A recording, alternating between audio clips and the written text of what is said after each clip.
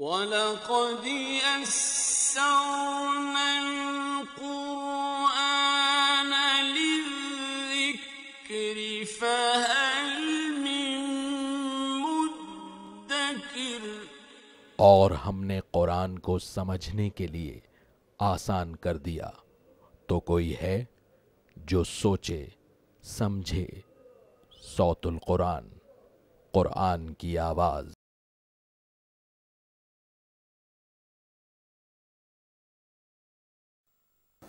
نحمده ونصلي على رسوله الكريم اما بعد فاعوذ بالله من الشيطان الرجيم بسم الله الرحمن الرحيم وإذ قال موسى لقومه يا قوم إنكم ظلمتم أنفسكم باتخاذكم العجل فتوبوا إلى بارئكم فاقتلوا أنفسكم ذلكم خير لكم عند بارئكم فتاب عليكم إنه هو التواب الرحيم صدق الله العظيم۔ رب اشرح لی صدری ویسر لی امری واحلل عقدۃ من لسانی یفقہوا قولی آمین یا رب العالمین۔ سورۃ البقرہ آیت نمبر 54 سے ہم اپنا مطالعہ شروع کر رہے ہیں۔ بنی اسرائیل کا ذکر جاری ہے اور ان کی نافرمانیوں کو اللہ تعالیٰ اس مقام پر بیان فرما رہے ہیں امت مسلمہ کی عبرت کے لیے۔ وَإِذْ قَالَ مُوسَىٰ لِقَوْمِهِ، اور یاد کرو جب موسیٰ علیہ السلام نے اپنی قوم سے کہا یا قومی، اے میری قوم، انکم ظلمتم انفسکم، بے شک تم نے اپنے اوپر ظلم کیا، باتخاذکم العجل، بچھڑے کو معبود بنا کر۔ تفسیر اس کی یہ ہے کہ موسیٰ علیہ السلام کو اللہ نے کوہ طور پر بلایا تورات دینے کے لیے، شریعت کے احکامات دینے کے لیے۔ پیچھے قوم نے بچھڑے کی پوجا پاٹ شروع کر دی، جس کی تفصیل انشاءاللہ تعالی ہم مکی صورتوں میں پڑھیں گے۔ فتوبوا الی بارئکم، بس تم اپنے پیدا کرنے والے کی طرف رجوع کرو، فاقتلوا انفسکم، اپنوں کو ہلاک کر۔ اب جن لوگوں نے بچڑے کی پوجا پاٹ کی تھی وہ شرک مرتکب ہوئے، مرتد ہو گئے تھے، ان کا قتل شریعت نے مقرر کیا تھا۔ اور 12 قبیلے تھے بنی اسرائیل کے کہ جن کے حوالے سے یہ بات کہی جا رہی ہے کہ ہر قبیلے کے لوگ اپنے مشرک لوگوں کو قتل کریں تاکہ نظریاتی سطح پر لوگوں کا رخ بالکل درست رہے اور نظریہ توحید کا نظریہ وہ اوپر رہے اور معاشرے کو اس نجاست سے اور برے عقیدے سے پاک کیا جا سکے۔ تو فرمایا کہ فَاقْتُلُوا أَنفُسَكُمْ، اپنوں کو قتل کرو، یعنی ہر قبیلے کے لوگوں سے کہا گیا کہ اپنے مشرک لوگوں کو وہ قتل کریں۔ ذَلِكُمْ خَيْرٌ لَكُمْ عِنْدَ بَارِئِكُمْ، یہ تمہارے پیدا کرنے والے کے نزدیک زیادہ بہتر ہے۔ فَتَابَ عَلَيْكُمْ، پس اس نے تمہاری توبہ قبول فرمائی۔ إِنَّهُ هُوَ التَّوَّابُ الرَّحِيمُ، بے شک وہ خوب توبہ قبول فرمانے والا، مسلسل رحم فرمانے والا ہے۔ یہ اجتماعی توبہ تھی جسے اللہ تعالیٰ نے قبول فرمایا۔ یہ مرتد کی سزا قتل پچھلی شریعت میں بھی تھی، یعنی موسیٰ علیہ السلام کی شریعت میں، اور ہماری شریعت میں بھی اسی سزا کو برقرار رکھا گیا ہے۔ اس کی بنیادی وجہ یہ ہے کہ عقیدے کی حفاظت ہو سکے، لوگوں کے ایمان کی حفاظت ہو سکے، ورنہ اگر یہ دروازہ کھل جائے، جو جب چاہے گا ایمان قبول کرے گا اور اس کا انکار کرے گا اور لوگوں کا ایمان خطرے میں پڑ جائے گا۔ تو لوگوں کے ایمان کو محفوظ رکھنے کے لیے مرتد کی سزا قتل مقرر کی گئی۔ وَإِذْ قُلْتُمْ يَا مُوسَىٰ لَن نُّؤْمِنَ لَكَ، اور یاد کرو جب تم نے کہا کہ اے موسیٰ علیہ السلام، ہم ہرگز آپ کی بات کو نہیں مانیں گے، حَتَّىٰ نَرَى اللَّهَ جَهْرَةً، یہاں تک کہ ہم اللہ کو کھلم کھلا نہ دیکھ لیں۔ فَأَخَذَتْكُمُ الصَّاعِقَةُ، پھر تمہیں بجلی کی کڑک نے آ لیا، وَأَنْتُمْ تَنظُرُونَ، جبکہ تم دیکھ رہے تھے۔ قوم کے 70 افراد انہیں موسیٰ علیہ السلام لے گئے تھے کوہ طور کی طرف۔ انہوں نے وہاں یہ مطالبہ کر دیا کہ ہم تو جب تک اللہ کو نہ دیکھ لیں اپنی کھلی آنکھوں سے موسیٰ آپ کی بات کو نہیں مانیں گے۔ اس پر اللہ نے ان پر عذاب نازل کیا اور ان لوگوں کو موت دے دی گئی۔ ثُمَّ بَعَثْنَاكُم مِّن بَعْدِ مَوْتِكُمْ لَعَلَّكُمْ تَشْكُرُونَ، پھر ہم نے تمہیں تمہاری موت کے بعد دوبارہ زندگی عطا فرمائی تاکہ تم شکر ادا کرو۔ یہ الفاظ بڑے واضح ہیں قرآن حکیم کے کہ اللہ نے ان لوگوں کو موت دی جنہوں نے ہر دھرمی کا مظاہرہ کیا، اس کے بعد دوبارہ اللہ تعالیٰ نے انہیں زندگی عطا فرمائی تاکہ وہ اللہ کی قدرت کو بھی دیکھیں، اس بات کا یقین بھی کریں کہ اللہ موت کے بعد دوبارہ زندگی دینے پر قادر ہے، اور اللہ کا شکر ادا کریں۔ اب اس کے بعد اللہ تعالیٰ اپنی مزید نعمت بنی اسرائیل پر جو اللہ نے فرمائی اس کو بیان فرما رہے ہیں۔ وَظَلَّلْنَا عَلَيْكُمُ الْغَمَامَ وَأَنزَلْنَا عَلَيْكُمُ الْمَنَّ وَالسَّلْوَىٰ، اور ہم نے تم پر بادل کا سایہ کر دیا۔ یہ صحرا میں پھر رہے تھے، جس کی تفصیل دیگر صورتوں میں انشاءاللہ ہم پڑھیں گے، اور اس دوران بھی اللہ نے ان پر نعمت نازل فرمائی، اور ان پر بادل کا سایہ فرمایا۔ وَأَنزَلْنَا عَلَيْكُمُ الْمَنَّ وَالسَّلْوَىٰ، اور ہم نے تم پر من اور سلوہ نازل کیا۔ من یہ دھنیے کی طرح دانے ہوا کرتے تھے اور اللہ تعالیٰ اس کے ذریعے سے ان کی غذا کی ضرورت پوری فرما رہے تھے، اور بٹیر کی طرح پرندے انہیں سلوہ کہا گیا کہ جن کے ذریعے سے ان کی غذائی ضروریات پوری ہو رہی تھی۔ یہ انعامات ہیں جو اللہ نے مادی اعتبار سے بھی اس قوم کو عطا فرمائے، لیکن بار بار ہم پڑھ رہے ہیں کہ انہوں نے اللہ کی نافرمانی کی روش اختیار کی۔ ایک وجہ یہ بھی ہے کہ یہ لوگ پھر معجزات کے عادی ہو گئے تھے کہ اللہ کی طرف سے کچھ آئے گا تو ہم اللہ کے دین کے لیے محنت کریں گے، لیکن نوٹ فرمائیے کہ صحابہ کرام رضی اللہ تعالیٰ عنہ اجمعین کے ساتھ ایسا معاملہ نہیں ہوا۔ انہوں نے خالص انسانی سطح پر زندگی بسر کی ہے، اور انقلابی جد و جہد جو صحابہ کرام رضی اللہ تعالیٰ عنہ اجمعین نے برپا فرمائی وہ خالص انسانی سطح پر تھی، ورنہ معجزات کو دیکھ کر قومیں وہ راہ عمل سے فرار اختیار کر لیتی ہیں اور بے عملی کا شکار ہو جاتی ہیں۔ یہی معاملہ ان کے ساتھ بھی ہوا کہ بے شمار نعمتیں اللہ نے ان کو عطا فرمائی، لیکن انہوں نے دین کے لیے محنت کرنے سے انکار کر دیا۔ فرمایا کہ وَأَنزَلْنَا عَلَيْكُمُ الْمَنَّ وَالسَّلْوَىٰ، اور ہم نے تم پر من و سلوہ نازل فرمایا۔ کُلُوا مِن طَیِّبَاتِ مَا رَزَقْنَاکُمْ، کھاؤ پاکیزہ چیزوں میں سے جو ہم نے تمہیں رزق میں سے عطا فرمائیں۔ وَمَا ظَلَمُونَا، اور انہوں نے ہمارا نقصان نہ کیا۔ وَلَٰكِن كَانُوا أَنفُسَهُمْ يَظْلِمُونَ، بلکہ وہ خود اپنی جان پر ظلم کرتے تھے۔ نعمت اللہ کی استعمال فرماتے لیکن اللہ کی ناشکری کرتے تھے اور اس کے دین کے تقاضوں سے روگردانی کرتے تھے اور راہ عمل سے فرار اختیار کرتے تھے۔ اس کے بعد اللہ مزید ان کے حوالے سے ذکر ارشاد فرما رہے ہیں، وَإِذْ قُلْنَا ادْخُلُوا هَٰذِهِ الْقَرْيَةَ، اور یاد کرو جب ہم نے تم سے کہا تم اس بستی میں داخل ہو جاؤ۔ یہ موسیٰ علیہ السلام کے برسوں کے بعد کا دور ہے۔ یوشع بن نون ایک نبی تھے جو ان کے درمیان موجود تھے۔ موسیٰ علیہ السلام کے دور میں بنی اسرائیل کے لوگوں نے قتال سے انکار کر دیا تھا۔ یہ تفصیل انشاءاللہ ہم پڑھیں گے سورۃ المائدہ آیت نمبر 20 سے لے کے 26 تک۔ جب قتال کا مرحلہ آیا تو قوم نے انکار کر دیا، اس کے بعد ان پر ذلت مسلط کی گئی، وہ 40 برس تک صحرا میں بھٹکتے رہے۔ اس کے بعد ایک نئی نسل جوان ہو گئی اور یوشع بن نون علیہ السلام کا دور ہے، ان کے حوالے سے ذکر آ رہا ہے۔ وَإِذْ قُلْنَا ادْخُلُوا هَٰذِهِ الْقَرْيَةَ، اور یاد کرو جب ہم نے تم سے کہا کہ اس بستی میں داخل ہو جاؤ، فَكُلُوا مِنْهَا حَيْثُ شِئْتُمْ رَغَدًا، پھر اس میں جہاں سے چاہو اطمینان سے کھاؤ، وَادْخُلُوا الْبَابَ سُجَّدًا، اور دروازے سے داخل ہونا سجدہ کرتے ہوئے، مراد عاجزی اختیار کرتے ہوئے۔ وَقُولُوا حِطَّةٌ نَغْفِرْ لَكُمْ خَطَايَاكُمْ، اور کہنا کہ اے اللہ ہمیں بخش دے، ہمیں معاف فرما دے، ہم تمہاری خطائیں بخش دیں گے، تمہیں معاف کر دیں گے۔ مطالبہ یہ تھا کہ عاجزی اختیار کرنا، اللہ سے گناہوں پر بخشش مانگنا، تو اللہ تمہیں معاف فرما دے گا۔ وَسَنَزِيدُ الْمُحْسِنِينَ، اور اللہ نے فرمایا اور ہم عنقریب عمدگی کے ساتھ عمل کرنے والوں کو مزید عطا فرمائیں گے۔ لیکن اللہ کی اس تلقین کا انہوں نے پاس نہ رکھا اور نافرمانی پر آمادہ ہو گئے۔ فَبَدَّلَ الَّذِينَ ظَلَمُوا قَوْلًا، بس وہ لوگ جنہوں نے ظلم کیا انہوں نے بات کو بدل دیا، غیر الذی قیل لہم، برخلاف اس بات کے جو انہیں کہی گئی تھی۔ انہیں کہا گیا تھا کہ اللہ کے حضور سجدہ ریز ہونا، بخشش کی دعا مانگنا، اس سے تو انہوں نے فرار اختیار کیا۔ بخاری شریف میں ابو ہریرہ رضی اللہ تعالیٰ عنہ کا قول ہے، وہ فرماتے ہیں کہ انہوں نے کہا کہ حبتو فی شعرۃ، اے اللہ دانے عطا فرما دے۔ بعض مفسرین لکھا کہ گیہوں عطا فرما دے۔ یہ مادہ پرستانہ سوچ ہے کہ دنیا ہی دنیا اللہ سے مانگنے لگے، اور بخشش مانگنا، اللہ کے حضور توبہ کرنا، اس سے انہوں نے انکار کیا۔ فبدل الذین ظلموا قولا، پھر ظلم کرنے والوں نے بات کو بدل دیا، غیر الذی قیل لہم، برخلاف اس بات کے جو انہیں کہی گئی تھی۔ فانزلنا علی الذین ظلموا رجزا من السماء، پھر ہم نے ظلم کرنے والوں پر آسمان سے عذاب نازل کیا، بما کانوا یفسقون، کیونکہ وہ نافرمانی کیا کرتے تھے۔ 7ویں رکوع کا آغاز ہو رہا ہے، مزید اللہ کے انعامات کا بیان جو اللہ نے بنی اسرائیل پر فرمائے، لیکن ان کی نافرمانیوں کا ذکر بھی اللہ نے فرمایا اور ان کی سزاؤں کو بھی اللہ تعالیٰ نے ذکر فرمایا۔ وَإِذِ اسْتَسْقَىٰ مُوسَىٰ لِقَوْمِهِ، اور یاد کرو جب موسیٰ علیہ السلام نے اپنی قوم کے لیے پانی مانگا، فَقُلْنَا اضْرِب بِعَصَاكَ الْحَجَرَ، پھر ہم نے کہا کہ اپنا عصا پتھر پر مارو، فَانْفَجَرَتْ مِنْهُ اثْنَتَا عَشْرَةَ عَيْنًا، تو پھوٹ پڑے اس سے 12 چشمے۔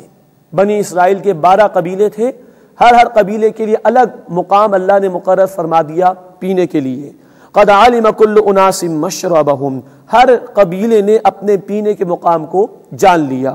کلوا واشربوا من رزق اللہ، تم کھاؤ اور پیو اللہ کے رزق میں سے، ولا تعثوا فی الارض مفسدین، اور زمین میں فساد مچاتے ہوئے نہ پھرو۔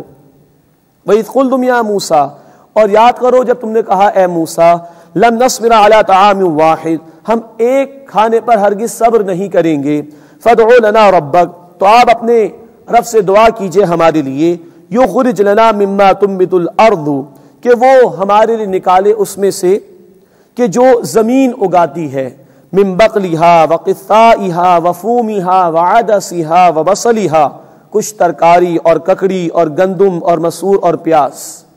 اب یہ ہے مادہ پرستانہ سوچ۔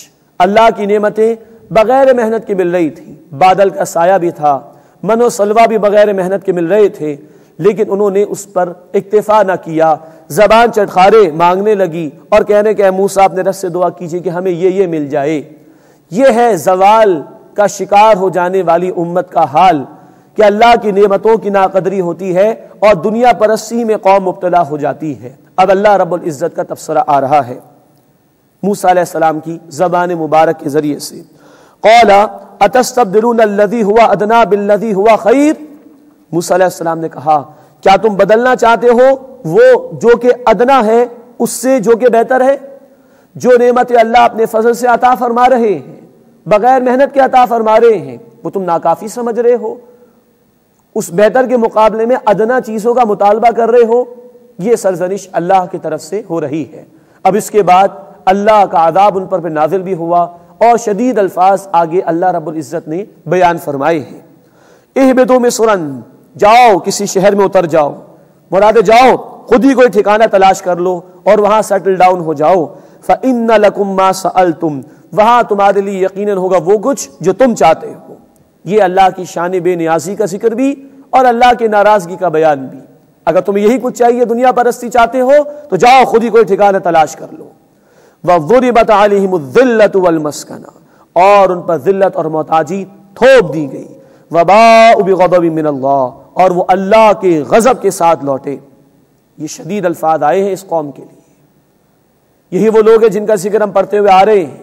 آیت نمبر 47 میں کہا گیا وَأَنِّي فَضَّلْتُكُمْ عَلَى الْعَالَمِينَ، میں نے تمہیں تمام جہان والوں پر فضیلت عطا کی۔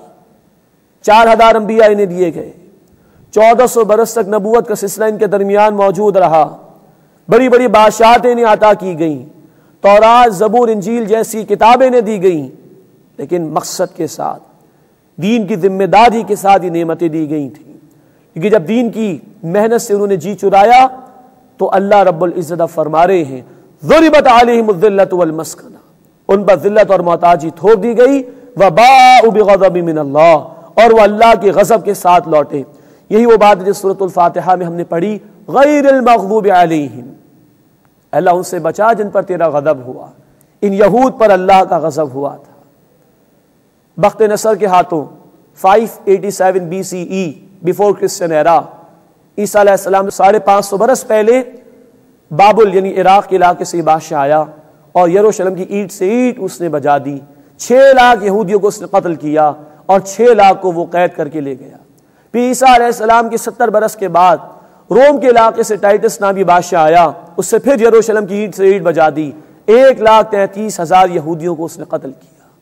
یہ وہ لوگ جنہیں اللہ نے اپنی نمائندگی دینا چاہی تھی، لیکن مس ریپرزینٹ کیا اللہ کے دین کی نمائندگی کو، تو اللہ کے عذاب میں گرفتار ہوئے۔ لیکن آج ہمیں غور کرنا چاہیے، آج یہ کیفیت کیا یہودیوں کی ہے؟ یقیناً نہیں۔ آج تو وہ فائنینشل انسٹیٹیوشنز کے ذریعے سے پوری دنیا کو سود کے شکنجے میں جکڑ چکے ہیں، میڈیا کے ذریعے سے دنیا کو وہ کنٹرول کر چکے ہیں۔ آج ذلت اور رسوائی ان کے لیے تو نہیں، آج یہ ذلت مسلمانوں کے حصے میں آ چکی ہے۔ ہماری عبرت کے لیے اللہ رب العزت نے تفصیل سے اس قوم کے واقعات کو بیان کیا تاکہ ہم عبرت حاصل کریں۔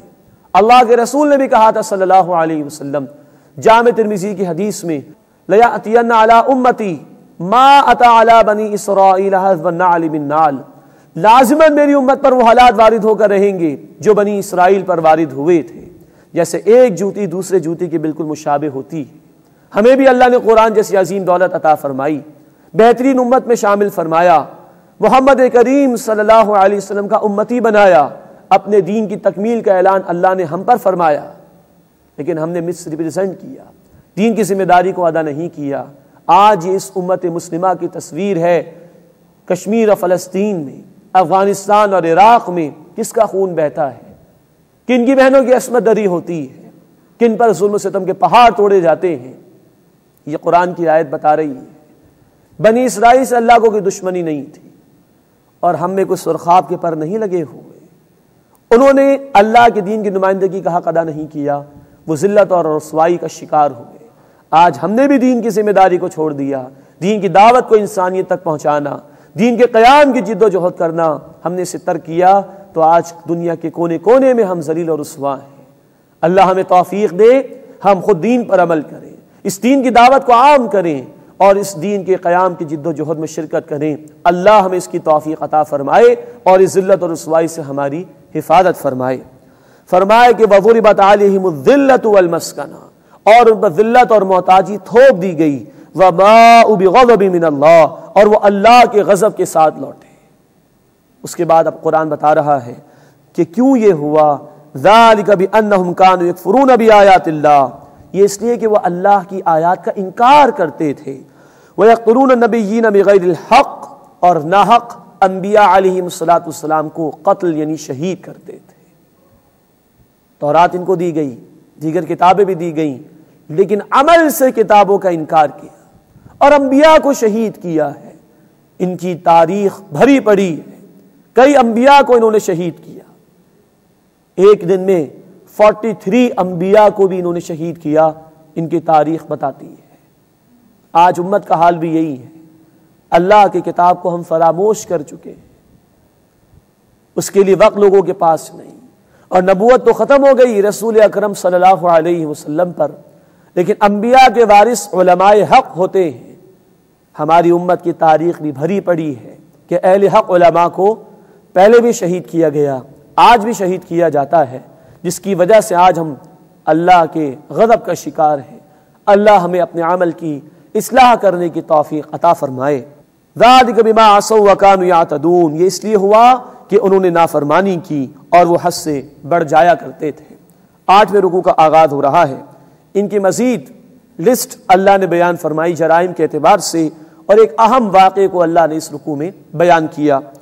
ان الذین آمنوا، بے شک وہ لوگ جو ایمان لائے، والذین ہادوا، اور جو یہودی ہوئے، والنصارى، اور نصرانی، والصابئین، اور صابئین، من آمن باللہ والیوم الآخر، جو بھی ایمان لائے اللہ اور آخرت پر، وعمل صالحا، اور جنہوں نے بھی نیک عمل کیے، فلہم اجرہم عند ربہم، ان کے اجر ان کے رب کے پاس محفوظ ہیں، ولا خوف علیہم ولا ہم یحزنون، ان پر نہ کوئی خوف ہوگا اور نہ وہ غمگین ہوں گے۔ یہ آیت مبارکہ، اس میں ایمان والوں کا ذکر بھی ہے، یہود اور نصارہ کا بھی، اور صابئین کا بھی۔ صابئین کے متعلق ایک رائے یہ کہ یہ ایک وہ گروہ تھا عرب میں جو اپنے آپ کو ابراہیم علیہ السلام کی طرف منسوب کرتا تھا، اور عرب میں کچھ لوگ اس گروہ سے تعلق رکھنے والے نزول قرآن کے وقت بھی موجود تھے۔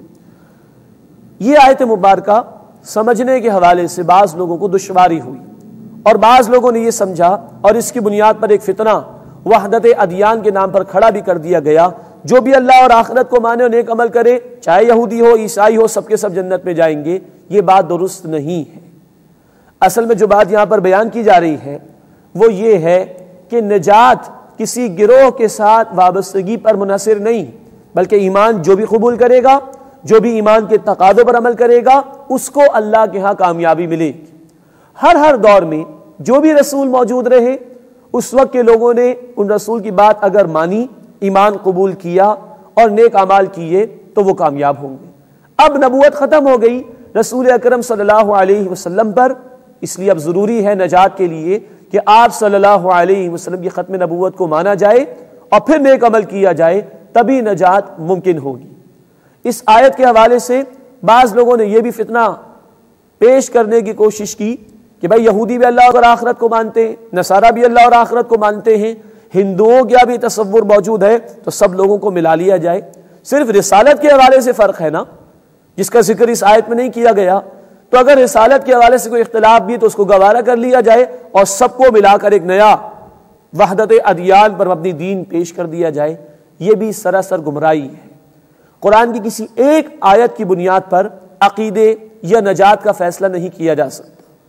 یہی قرآن ہمیں بتاتا ہے سورۃ البقرہ آیت نمبر 8 میں۔ بعض لوگوں نے کہا کہ ہم اللہ اور آخرت پر ایمان لاتے ہیں، قرآن نے ان کے ایمان کی نفی کی اس لیے کہ وہ رسالت کا اقرار نہیں کر رہے تھے۔ یہی قرآن بتاتا ہے سورۃ النساء آیت نمبر 150 اور 151 میں، اللہ کے کسی رسول کو ماننا، کسی کا انکار کرنا، یہ پکے کافروں کی نشانی ہے، یہ قابل قبول نہیں۔ یہی قرآن بتاتا ہے سورۃ الحدید آیت نمبر 28 میں، وہاں اللہ کا تقوی اختیار کرنے اور رسول پر ایمان لانے کا ذکر ہے، آخرت کا ذکر نہیں۔ تو اس کی بنیاد پر یہ نہیں کہا جا سکتا کہ آخرت پر ایمان کی ضرورت نہیں۔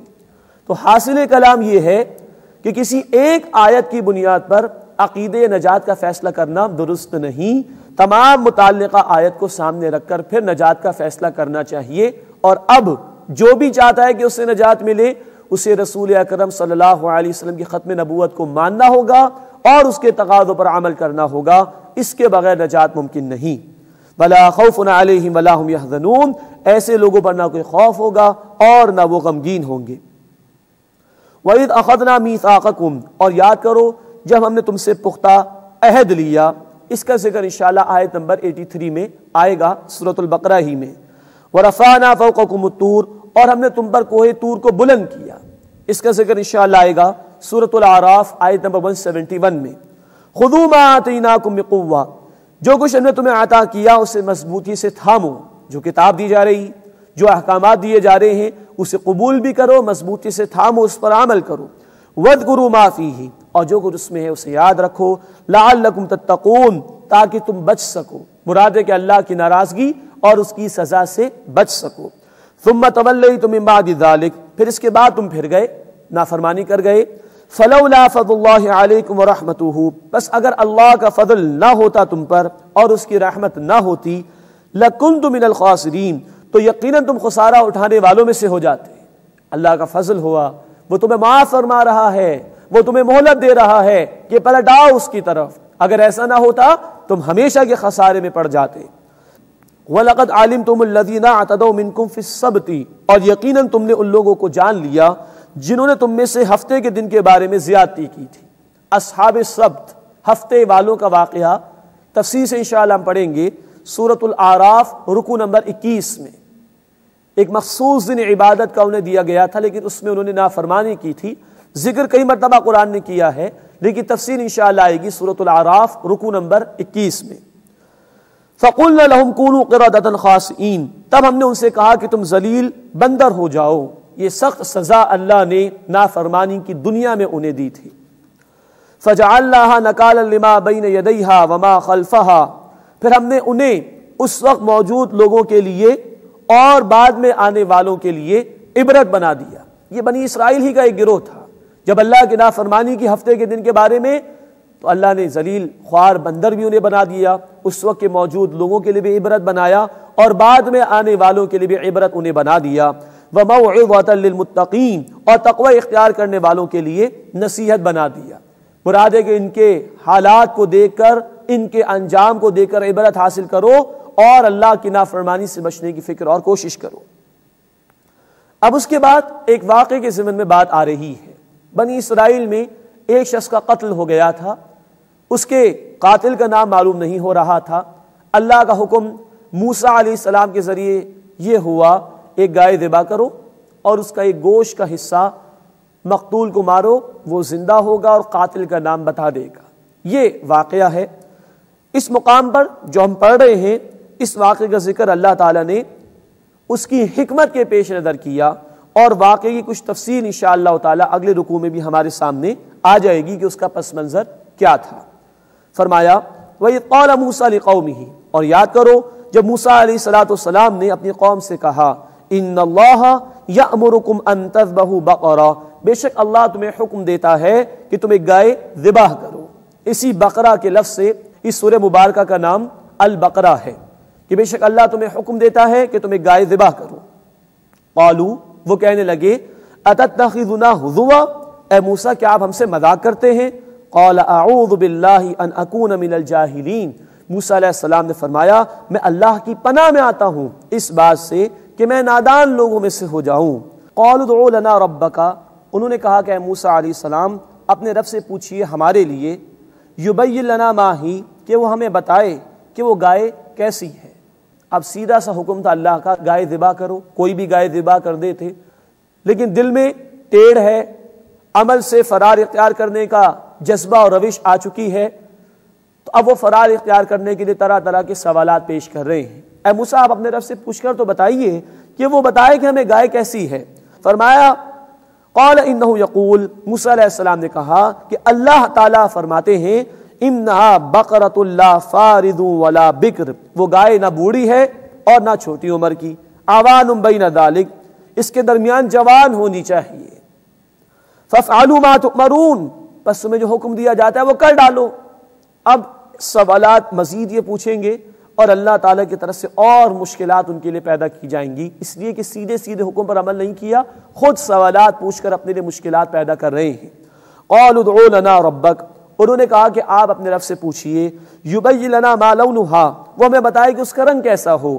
قال، موسیٰ علیہ السلام نے کہا انہ یقول، بے شک اللہ تعالیٰ فرماتا ہے انہا بقرۃ صفراء، بے شک وہ ایک گائے ہے زرد رنگ کی، فاقع لونہا، اس کا رنگ خوب گہرا ہے، تسر الناظرین، وہ دیکھنے والوں کو متاثر کرتی ہے۔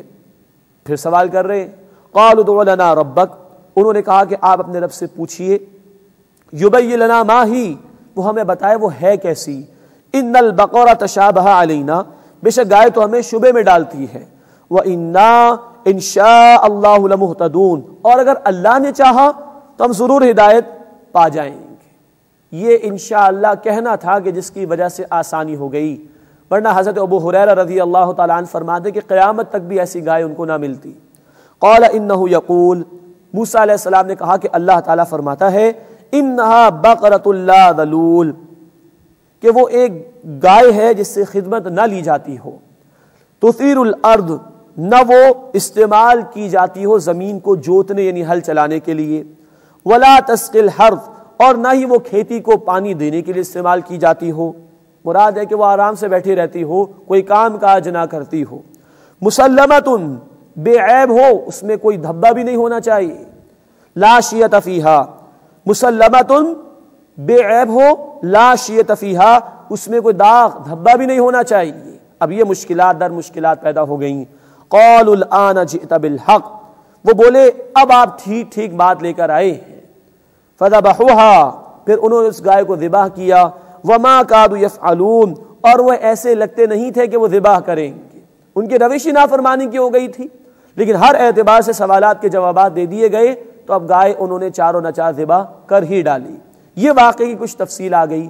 اب اگلا رکوع شروع ہو رہا ہے جس میں واقعے کا کچھ پس منظر بھی آ رہا ہے، اور یہ واقعہ کیوں کرایا گیا اللہ کی طرف سے، اس کی حکمتیں اور مقاصد اب بیان ہو رہے ہیں۔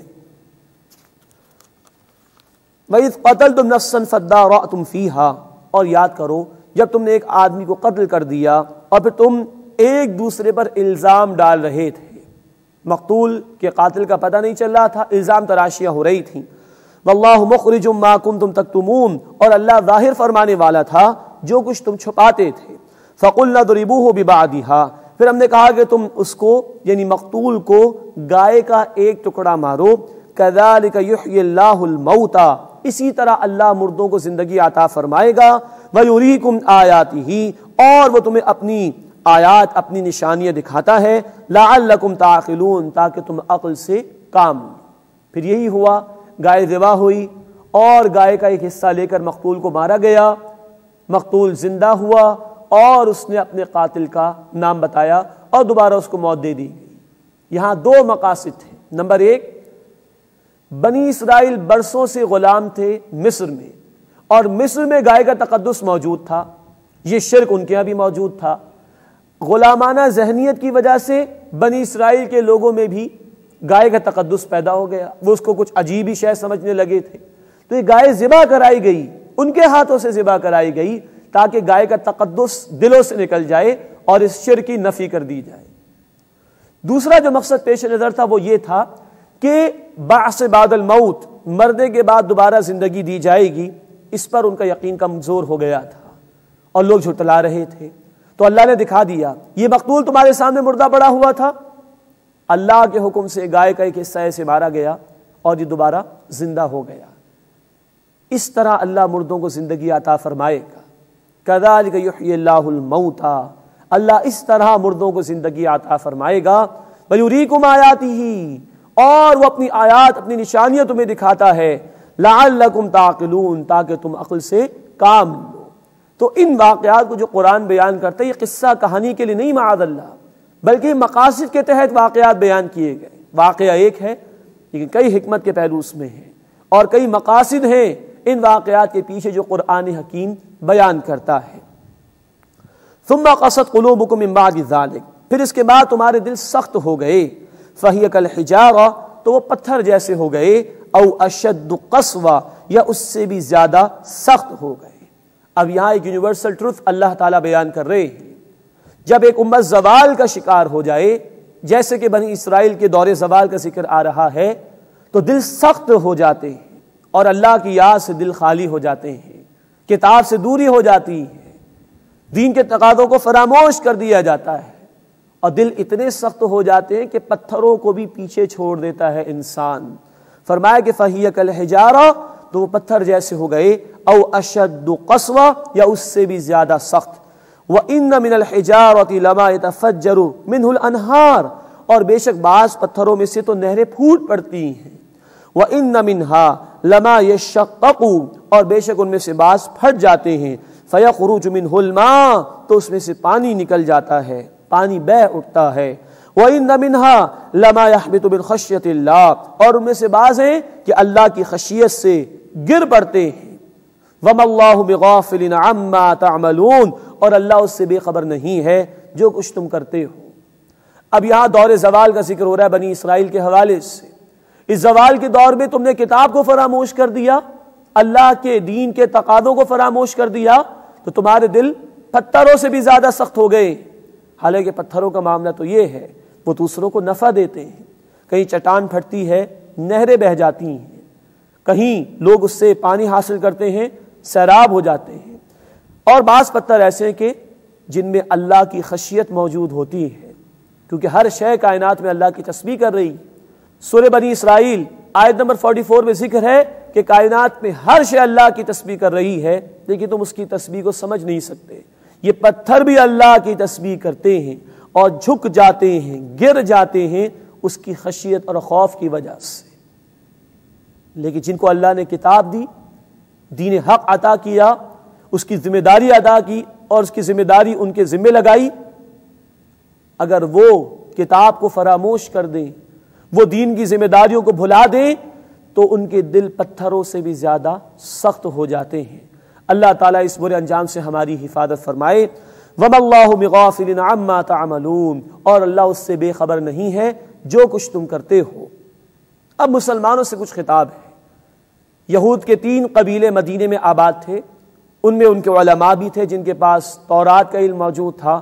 مسلمانوں کو توقع تھی کہ شاید یہ علم والے لوگ ہیں، اب جو آخری کتاب آئی قرآن حکیم، اب جو آخری رسول آئے صلی اللہ علیہ وسلم، جن کی بشارات ان کی کتابوں میں موجود ہیں، شاید یہ آگے بڑھ کر قبول کر لیں، یہ توقع تھی مسلمانوں کو۔ اب اللہ کا تبصرہ آ رہا ہے اس کے حوالے سے۔ اَفَتَطْمَعُونَ أَن يُؤْمِنُوا لَكُمْ، اے مسلمانوں پھر کیا تم توقع رکھتے ہو کہ وہ تمہاری خاطر بات کو مان لیں گے؟ وَقَدْ كَانَ فَرِيقٌ مِّنْهُمْ، اور ان میں سے ایک فریق تو ایسا ہے، يَسْمَعُونَ كَلَامَ اللَّهِ، وہ اللہ کے کلام کو سنتا ہے، ثُمَّ يُحَرِّفُونَهُ مِن بَعْدِ مَا عَقَلُوهُ وَهُمْ يَعْلَمُونَ، پھر وہ اس کو بدل دیتے ہیں اس کو سمجھنے کے بعد جبکہ وہ جانتے بھی ہیں۔ یہ علماء یہود کا خاص طور پر ذکر ہے جو ان کی کتابوں کا علم رکھتے تھے لیکن جانتے بوجھتے کتاب میں تحریف کرتے تھے، اور سب سے بڑا ظلم تو انہوں نے یہ کیا کہ رسول اکرم صلی اللہ علیہ وسلم کے متعلق موجود بشارات کو چھپایا، جانتے بوجھتے چھپایا۔ تو اے مسلمانوں کیسے ممکن ہے کہ تمہاری بات قبول کر لیں گے اور دعوت حق کو قبول کر لیں گے؟ وَإِذَا لَقُوا الَّذِينَ آمَنُوا قَالُوا آمَنَّا، اور جب ان لوگوں سے ملتے ہیں جو ایمان لائے تو کہتے ہیں ہم ایمان لے آئے۔ اب یہ یہود میں سے جو منافقین تو ان کا طرز عمل، کردار کے کمزور، ہر طرف سے بات کو بنا کر رکھ کر اپنے مفادات کا تحفظ کرنا چاہتے تھے۔ وَإِذَا خَلَا بَعْضُهُمْ إِلَى بَعْضٍ، اور جب ایک دوسرے کے پاس تنہائی میں ہوتے ہیں، قَالُوا أَتُحَدِّثُونَهُمْ، تو کہتے ہیں کہ کیا تم ان مسلمانوں کو وہ بتاتے ہو، بِمَا فَتَحَ اللَّهُ عَلَيْكُمْ، جو اللہ نے تم پر ظاہر فرمایا ہے، لِيُحَاجُّوكُمْ بِهِ عِنْدَ رَبِّكُمْ، تاکہ وہ اس کے ذریعے تمہارے رب کے سامنے حجت پیش کریں۔ افلا تعقلون، بس کیا تم عقل سے کام نہیں لیتے؟ اب یہ ان کے صاحبان علم لوگوں کا ذکر ہے کہ وہ ایک دوسرے کو روکتے تھے کہ مسلمانوں کو وہ باتیں نہ بتاؤ جو تورات میں آخری رسول کے متعلق موجود ہیں اور آخری کتاب کے متعلق موجود ہیں، تو ایک دوسرے سے کہتے تھے کہ مسلمانوں کو نہ بتاؤ یہ باتیں، ورنہ کل اللہ کے دربار میں تمہارے خلاف یہ حجت پیش کریں گے اسی بنیاد پر۔ اب اللہ تعالیٰ کا تبصرہ، اولا یعلمون، کیا وہ جانتے نہیں، ان اللہ یعلم ما یسرون وما یعلنون، بے شک اللہ جانتا ہے جو کچھ وہ چھپاتے ہیں اور جو کچھ وہ ظاہر کرتے ہیں۔ کیا یہ اللہ کو دھوکہ دینا چاہتے ہیں؟ معاذ اللہ، کیا مسلمانوں کو اسی وقت یہ بشارات معلوم ہوں گی جو ان کی کتابوں میں ہیں جب یہ بتائیں گے؟ کیا اللہ تعالیٰ ہر بات کا علم رکھنے والا نہیں؟ اللہ چاہے اور اسے ضرور چاہا تو اپنے رسول صلی اللہ علیہ وسلم کے ذریعے سے بھی مسلمانوں کو یہ باتیں بتا سکتا ہے، اور اللہ ان کا محاسبہ فرمائے گا، جو کچھ یہ چھپا رہے ہیں، جو کچھ یہ ظاہر کر رہے ہیں، روز قیامت ان کا محاسبہ اللہ تعالیٰ ضرور فرمائیں گے۔ اب اہل علم جو یہود میں سے تھے ان کے بعد ان کے عام لوگوں کا ذکر ہے، وَمِنْهُمْ أُمِّيُّونَ، اور ان میں سے کچھ ان پڑھ ہیں، عوام کا ذکر ہے، لَا يَعْلَمُونَ الْكِتَابَ، وہ کتاب کو کچھ نہیں جانتے، إِلَّا أَمَانِي، سوائے چند تمناؤں کے، وَإِنْهُمْ إِلَّا يُظُنُّونَ، اور وہ صرف گمان سے کام لیتے ہیں۔ یہ عوام الناس کا ذکر ہے جن کے پاس علم کوئی نہیں ہوتا، ہاں وشفل تھنکنگ ہوتی ہے، کچھ تمنائیں ہوتی ہیں، کچھ آرزویں ہوتی ہیں کہ ہم تو بخش دیے جائیں گے، ہماری کوئی پکڑ نہیں ہوگی۔ آج ہمارے عوام کا عالم بھی وہی ہے جو یہود کے عوام کا تھا، کتاب کا علم کوئی نہیں۔ اللہ ہمیں معاف فرمائے اور اللہ ہمیں اصلاح کی توفیق عطا فرمائے۔ پی ایچ ڈیز تو بے شمار ہیں، ہر فیلڈ میں سیچوریشن ہے، لیکن اللہ کی کتاب کے حوالے سے اس کی بنیادی باتیں بھی ہمیں معلوم نہیں۔ یہی یہود کے عوام کا طرز عمل تھا کہ وہ کتاب میں سے کچھ بھی جانتے نہیں تھے، اس لیے گمراہ بھی ہوئے اور تمناؤں کا شکار ہو گئے تھے کہ ہماری بخشش تو ہو ہی جائے گی۔ اب ان کے جو اہل علم تھے جو اللہ کی کتاب میں تحریف کیا کرتے تھے، ان کے حوالے سے اللہ کا تبصرہ آ رہا ہے، فَوَيْلٌ لِّلَّذِينَ يَكْتُبُونَ الْكِتَابَ بِأَيْدِيهِمْ، تو تباہی ہے ان لوگوں کے لیے جو وہ کتاب لکھتے ہیں اپنے ہاتھوں سے، ثُمَّ يَقُولُونَ هَذَا مِنْ عِنْدِ اللَّهِ، پھر کہتے ہیں کہ یہ اللہ کے پاس سے ہے، لِيَشْتَرُوا بِهِ ثَمَنًا قَلِيلًا، تاکہ اس کے ذریعے سے وہ تھوڑی سی قیمت حاصل کر لیں۔ لوگ آتے تھے، مسائل معلوم کرتے تھے، تو جیسا مسئلہ لوگوں نے چاہا کہ بیان کر دیا جائے ویسی بات بیان کر دیا کرتے تھے، اور کہتے تھے کہ اللہ کی کتاب میں یہ لکھا ہوا ہے، اس لیے کہ ان کی نظریں لوگوں کی جیبوں پر ہوا کرتی تھی۔ علماء سو ہر دور میں یہی کام کرتے ہیں، مال بٹورنے کے لیے، لوگوں کا پیسہ ہڑپ کرنے کے لیے لوگوں کی خواہش کے مطابق باتیں بیان کر دیتے ہیں اور کہتے ہیں کتاب میں ایسا ہی ہے، معاذ اللہ۔ لِيَشْتَرُوا بِهِ ثَمَنًا قَلِيلًا، تاکہ اس کے ذریعے سے تھوڑی سی قیمت حاصل کریں۔ فَوَيْلٌ لَّهُم مِّمَّا كَتَبَتْ أَيْدِيهِمْ، پس تباہی ان کے لیے اس کی وجہ سے جو ان کے ہاتھوں نے لکھا، وَوَيْلٌ لَّهُم مِّمَّا يَكْسِبُونَ، اور تباہی ان کے لیے اس کی وجہ سے جو وہ کمائی کرتے ہیں، جو دین فروشی کر رہے ہیں، اللہ کی کتاب میں تحریف کر رہے ہیں، من چاہی باتیں بیان کر رہے ہیں اور اللہ کی کتاب کی طرح منسوب کر رہے ہیں، اس کی وجہ سے ان کے لیے تباہی اور بربادی ہے۔ آج بھی بائبل کے نئے نئے ایڈیشنز، لوگوں کی خواہشات کے مطابق اس میں تبدیلیاں، تباہی ایسے لوگوں کے لیے۔ اور ہماری امت میں سے بھی وہ لوگ جو خود بدلتے نہیں، قرآن کو بدل دیتے ہیں، ہوئے کس درجے فقیہان حرم بے توفیق، جو من چاہی تعبیرات قرآن کی پیش کر رہے ہیں اور حق کو چھپا رہے ہیں، ان کے لیے بھی تباہی اور بربادی ہے۔ اللہ ہدایت عطا فرمائے۔ اس کے بعد جو ان کے امیین تھے، عوام تھے، جو خواہشات میں مبتلا تھے، آرزویں تمنائیں لے کر بیٹھے ہوئے تھے، ان کا ذکر آ رہا ہے۔ وقالوا، اور انہوں نے کہا، لن تمسنا النار الا ایاما معدودہ، ہمیں آگ ہرگز نہیں چھوئے گی سوائے گنتی کے چند دن۔ قل، اے نبی صلی اللہ علیہ وسلم ان سے پوچھئے، اتخذتم عند اللہ عہدا، کیا تم نے اللہ کے پاس سے کوئی وعدہ لے رکھا ہے؟ فلن یخلف اللہ عہدہ، کہ اللہ ہرگز اپنے وعدے کے خلاف نہیں کرے گا۔ تم جو یہ تمنائیں لے کر بیٹھ گئے ہو کہ جہنم میں تم بالکل نہیں ڈالے جاؤ گے، کوئی اللہ سے تم نے وعدہ لے رکھا ہے؟ ام تقولون علی اللہ ما لا تعلمون، یا تم اللہ پر وہ باتیں منسوب کرتے ہو جو تم جانتے نہیں ہو؟ تمہارے پاس کیا دلیل ہے اس بات کی کہ تمہیں جہنم میں ڈالا نہیں جائے گا؟ کہاں سے تمنائیں لے کر تم آ گئے ہو؟ اس کی اللہ تعالیٰ نے نفی فرمائی۔ اب اگلی آیت میں اللہ تعالیٰ کا مزید تبصرہ اس حوالے سے آ رہا ہے، بلا کیوں نہیں، ایک یونیورسل ٹروتھ کا بیان، ایک کائنات کی سچائی اور حقیقت کا بیان، بلا کیوں نہیں، من کسب سیئۃ، جس نے ایک بڑا گناہ کمایا، وَأَحَاطَتْ بِهِ خَطِیئَتُهُ، اور اس کو اس کی خطاؤں نے گھیر لیا، فَأُولَٰئِکَ أَصْحَابُ النَّارِ، بس یہی لوگ آگ والے ہیں، ہم فیہا خالدون، وہ اس میں ہمیشہ ہمیشہ رہیں گے۔ محض تمناؤں سے جہنم سے نہیں بچ سکو گے، یہاں بتا دیا گیا ایک بڑا گناہ میں شرک یا کفر ہے، رسالت میں آپ صلی اللہ علیہ وسلم کی نبوت کا انکار ہے، یہ ایک بڑا گناہ بھی کافی ہے جہنم میں لے جانے کے لیے۔ اولئک اصحاب النار، یہ آگ والے ہیں، ہم فیہا خالدون، وہ آگ میں ہمیشہ ہمیشہ رہیں گے۔ اللہم اجرنا من النار، اے اللہ ہمیں آگ کے عذاب سے محفوظ فرما۔ تمناؤں سے نہیں بچ سکتے جہنم سے، جنت محض تمناؤں سے نہیں مل سکتی۔ اگلی آیت میں فرمایا والذین آمنوا، اور وہ لوگ جو ایمان لائے، وعملوا الصالحات، اور انہوں نے نیک اعمال کیے، اولئک اصحاب الجنہ، وہی لوگ جنت والے ہیں، ہم فیہا خالدون، وہ اس میں ہمیشہ ہمیشہ رہیں گے۔ اللہم انا نسألک الجنہ، اے اللہ ہم تجھ سے جنت کا سوال کرتے ہیں۔